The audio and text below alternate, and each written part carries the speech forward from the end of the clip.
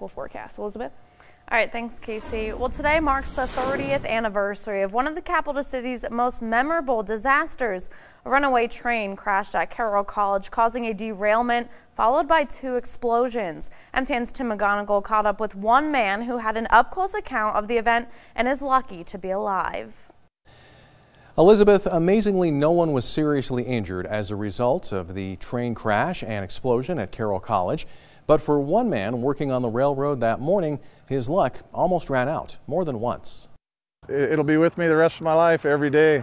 Mike McNellis had been working for MRL about 2 years on February 2nd, 1989, a day he and a co-worker were on what is known as a helper set. Their task, to switch to another track and get on the point of another train. But a near 70 below wind chill that frosty morning meant making the switch by hand, with no idea of a runaway train headed their way. Helena Fire Department.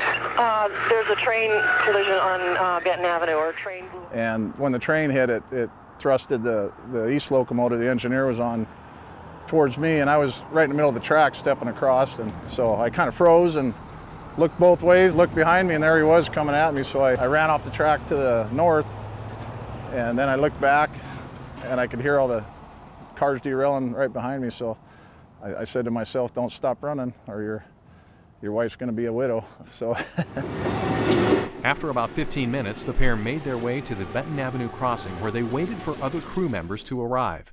That's when Mike saw flames coming out of one of the derailed cars carrying hydrogen peroxide. Right after I said that, we all looked, and then it exploded. They dove under the crew van, and it just threw me out in the middle of Benton Avenue, right where that middle section is that wasn't there 30 years ago. Okay, we had a railroad car explode down here, possible toxic. Probably 15 feet in the air, and then I got up and took a couple steps, and the second explosion threw me into the ditch about where we're standing. We've had an explosion of a train. We need to know what was on that train. And I just kind of landed right in there and curled up and hoped for the best. As metal fell all around him, Mike prayed it wasn't the end. It ain't my time to go. I'm too young. I mean, and I thought about Robin. I don't want her to be a widow after 6 months of marriage. I don't have any kids yet.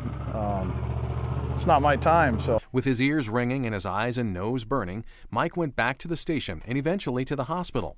With power out all over town in an era long before smartphones, it would be hours before he could reach his wife, Robin. I know she told me later, she said, I knew you were involved. I just knew it. As one of the few witnesses to the events of that early morning, Mike took exception to some local media accounts of what happened. I remember just 2 days after, if I remember right, the Independent Record had, this was an act of God that had happened.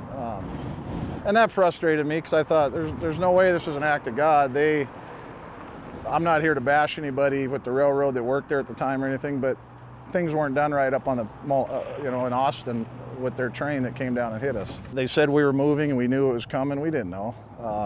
We tried to stop it. We were at a dead stop on our helper set right behind me, and they said it was, hit us at 7, 8 mile an hour. You can't derail 19 cars and do that much damage. So the incident left Mike with hearing damage that he lives with to this day.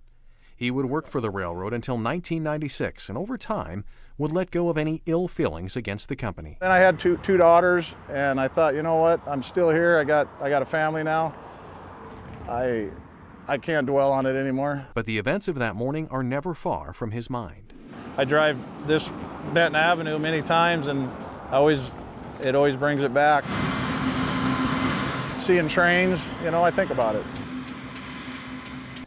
Mike's wife Robin tells me for a long time she was bitter towards Montana Rail Link because she says they never reached out to check on Mike's well-being after the accident. So she says now it's time to move on. She also adds that Mike's brother died in 1981. She believes that he was watching over Mike that day. In the studio, Tim McGonigal, MTN News. Elizabeth, back to you. Hear from first responders and residents as they take a look back to this state 30 years ago, and much more on our special Face the State Modern Disaster, which airs tomorrow Sunday morning at 6:30 a.m. right here on KRTV and KXLH.